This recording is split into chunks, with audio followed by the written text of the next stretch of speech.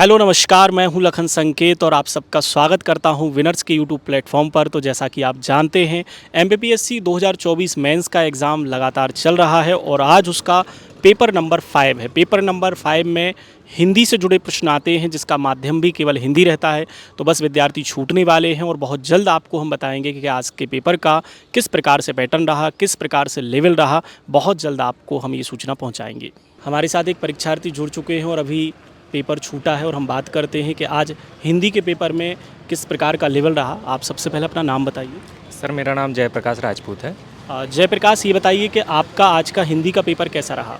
Sir आज का paper मेरा बहुत अच्छा रहा। मैंने लगभग 190 नंबर का कंप्लीट कर लिया है। कुछ ही प्रश्न जो मुझे नहीं बनते थे, जैसे प्रशासनिक शब्दावली से, वही बस छूटे हैं।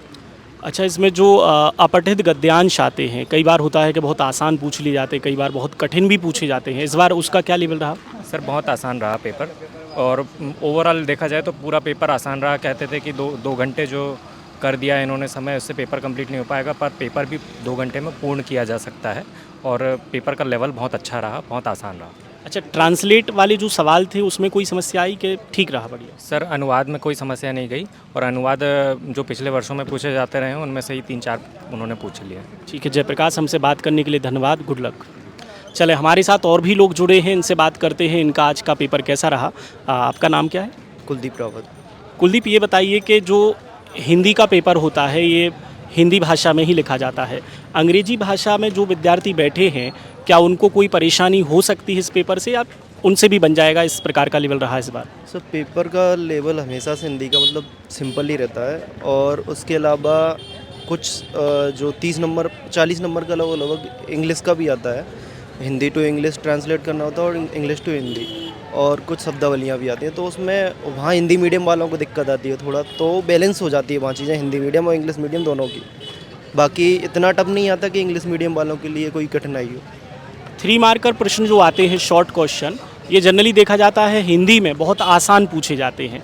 क्या इस बार भी आसान ही रहे। हाँ, इस बार भी सेम वैसे ही रहे हैं, बस परिभाषाएँ पूछ ली हैं सब चीज़ों की, और एग्जाम्पल बस एक दो। ठीक है, हमारे साथ एक और विद्यार्थी जुड़े हैं। आपका नाम क्या है। जी अनिल नागर। अनिल, ये बताइए पल्लवन वाला जो प्रश्न रहा, पल्लवन वाले प्रश्न में किस प्रकार की कठिनाइयाँ आई, या फिर आसान रहा बन गया, क्योंकि उसमें ज़्यादातर माइंड लगाकर ही उसको अटेम्प्ट करना होता है। जी मैं बताना चाहूँगा, जैसे मेरा इंग्लिश मीडियम है तो हिंदी में लिखने का इतना प्रवाह रहता नहीं, हमारा ना क्रमबद्धता रहती है, परंतु हम एक कोशिश करते हैं। जो आयोग हमेशा हर बार पूछता है वो इजी ही पूछता है। जैसे भी इस बार भी उन्होंने इजी पूछा कि नर और नारी से ज़्यादा राष्ट्र का महत्व है, तो राष्ट्र के महत्व के बारे में लिखना था, तो ज़्यादा कठिनाई का सामना नहीं करना पड़ा पल्लवन में। तो ठीक है, आपको ऐसा लगा कि इंग्लिश माध्यम के जो विद्यार्थी हैं उन्हें ट्रांसलेट वाले सवालों में आसानी पैदा होती होगी, वहाँ उनका हिंदी माध्यम के विद्यार्थियों से थोड़ा अच्छा परफॉर्म हो सकता है। सर सही बात तो ये है कि डिपेंड करता है। जैसे इस बार इजी आए तो बन गए हमसे, पर और हर बार ऐसा होता है कि बहुत बार ऐसे कुछ मतलब शब्दावली आती है जो इंग्लिश मीडियम का होते हुए तो हमें हिंदी में नहीं आती है, हिंदी की बहुत बार इंग्लिश में नहीं आती है, क्योंकि वहाँ पे लिखना रहता है, प्रशासनिक वर्ड लिखने रहते हैं और फॉर्मल वर्ड लिखने रहते हैं। तो कई बार कठिनाइयों का सामना तो होता है, स्वाभाविक सी बात है, 100% नहीं रहता है मामला। चलिए, हमसे बात करने के लिए आप दोनों का धन्यवाद। Good luck. Thank you. हमारे साथ एक और विद्यार्थी हैं, इनसे पूछते हैं इनका पेपर कैसा रहा। आपका नाम क्या है। सर मेरा नाम अंकिता है, और सर पेपर अच्छा आया था, बस थोड़ा सा मतलब टाइम मुझे थोड़ा इशू रहा, लेकिन मैंने ओवरऑल कर लिया। ठीक, हिंदी माध्यम का जो पेपर रहता है वो सदैव आसान ही आता रहा है, अगर 1-2 बार का हम छोड़ दें। इस बार भी पेपर आसान रहा। जी सर, जैसे अभी रस वगैरह छंद वगैरह का था, तो ऐसा लग रहा था कि पता नहीं कैसे शब्द देंगे, बट उन्होंने जो उदाहरण बेसिक थे, अगर हम थोड़ा सा भी अगर समझ लगाते तो वो हमें समझ आ जाते, तो वो अच्छा रहा। ओवरऑल एक्सपीरियंस तो अच्छा। अगर पढ़ने वाले विद्यार्थी आसानी से अटेम्प्ट करना चाहें तो कर सकते। जी बिल्कुल कर सकते हैं। ऐसा लेंदी पेपर नहीं आया था कि हमें बहुत ज़्यादा दिमाग लगाना पड़े, और बल्कि अभी जितने भी सिलेबस चेंज होने के बाद ये फर्स्ट पेपर हो रहा है, तो ऐसा एक्सपेक्टेड कर रहे थे कि बहुत टफ आएंगे पेपर्स ओवरऑल। तो सारे पेपर भी नॉर्मली आए हैं, चाहे कल का पेपर जो हमारा था उद्यमिता वाला, तो ऐसा सोच रहे थे कि पता नहीं कैसे देंगे, क्योंकि वो हमारे लिए नया सब्जेक्ट होता है। बट सर वो उन्होंने एकदम बेसिक से अभी दिए थे क्वेश्चन, इतने ज़्यादा कोई टफ नहीं आए थे। तो अगर सही रणनीति या दिशा में हम पढ़ेंगे तो हम बना लेंगे उनको। चले, मतलब एक अच्छा बैलेंस पेपर कहा जा सकता है। हमसे बात करने के लिए धन्यवाद। Good luck. हमारे साथ और भी परीक्षार्थी जुड़े हैं, इनसे ज़रा बातें करते हैं कि इनका पेपर कैसा रहा। आपका नाम बताएं सबसे। दीपक सिंह गोयल। दीपक कैसा रहा, नया पैटर्न, उसका कोई इफेक्ट दिखा या फिर वैसा ही जैसा हिंदी आता था उसमें ज़्यादा कोई इफेक्ट नहीं दिखा? सर जी अगर देखा जाए तो वैसे ज़्यादा फ़र्क नहीं है और पेपर थोड़ा सा सिंपल हो गया है। जैसे वो जो अलंकार वगैरह थे ना वो थोड़े से टफ थे, तो उसकी कंपैरिजन में अब थोड़ा सिंपल लग रहा है, मतलब जल्दी कंप्लीट हो रहा है और टाइम बच रहा है। आज भी लगभग 15 मिनट समथिंग बच गए हमारे, तो उस हिसाब से देखा जाए तो सिंपल था पेपर तो। ठीक। मैं आप सबको बता दूं कि पहले जो हिंदी का पेपर होता था वो 3 आवर्स का होता था, इस बार से 2 आवर्स का ये पेपर रहा है।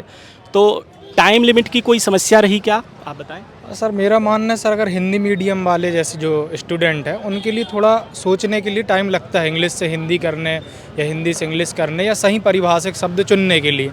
ऐसा देखा जाए तो हम हिंदी इंग्लिश में कुछ भी लिख सकते हैं, जो उतना सही नहीं रहेगा, स्टैंडर्ड नहीं रहेगा। तो सर मेरा मानना है कि थोड़ा समय तो कम पड़ जाता है। अभी जैसा देखा जा रहा है कि पहला पैटर्न है तो सिर्फ उदाहरण पूछा है, कल अगर इस प्रकार से और 3-4 परिभाषाएं आ जाए तो हमें तो उनमें उदाहरण देना पड़ेगा, इससे क्या थोड़ी टफनेस बढ़ेगी सब्जेक्ट की। तो सर मेरा मानना है कि थोड़ा सा टाइम थोड़ा कम पड़ रहा है। और बाकी पेपर जो है 21, 22, 23 के पैटर्न में उसी प्रकार के छोटे सब क्लॉस वाले क्वेश्चन उसमें आ रहे हैं, इंग्लिश से हिंदी करना है। बाकी तो सर ठीक ही था पेपर, पर थोड़ा टफनेस भी थी और समय की जो कमी है वो उसको थोड़ा टफनेस बना रही थी। ठीक है, आपका नाम क्या है?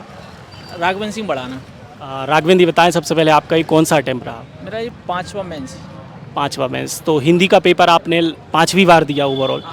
ये बताइए पहले के पैटर्न और अभी के पैटर्न में कोई अंतर दिखता है या वही पैटर्न है, सिर्फ बाकी पेपर में ही चेंजेस आए, इसमें ज़्यादा कोई चेंजेस नहीं दिखा? तो लगभग सेम है, लेकिन इसमें डेप्थ तो क्वेश्चन है। अब जैसे कि मान के चलें कुछ रस के क्वेश्चन संचारी भाव पूछ ले आपसे, अब आप समझ रहे हो 33 संचारी भाव हैं, क्या आप याद रख सकते हैं?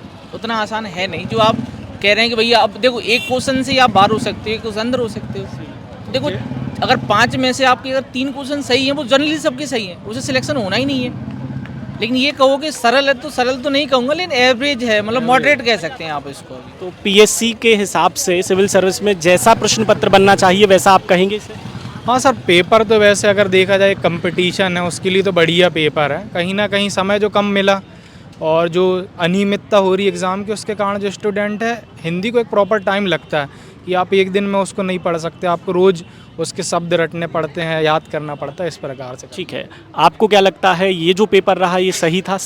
आप बताएं ज़रा। नहीं, पैटर्न सही था और उसमें थोड़ा सा जब तक हिंदी इंग्लिश ट्रांसलेट पर ध्यान नहीं दिया जाएगा तब तक आपके नंबर 120 से 130 के आसपास ही घूमते रहेंगे। अगर आपको अच्छा वहाँ करना है और वहाँ 40 में से अगर आप 30 लाते हैं तो वो अगर आप 100-150 के आसपास पहुँच सकते हैं। चले, तो कुछ विद्यार्थियों का मानना है समय का थोड़ा इशू रहा है इस बार, क्योंकि 3 घंटे से 2 घंटा कर देना डेफिनेटली थोड़ा सा कम समय हुआ है। हमसे बात करने के लिए धन्यवाद। आपका पेपर अगला भी सफल रहे, गुड लक। Thank you.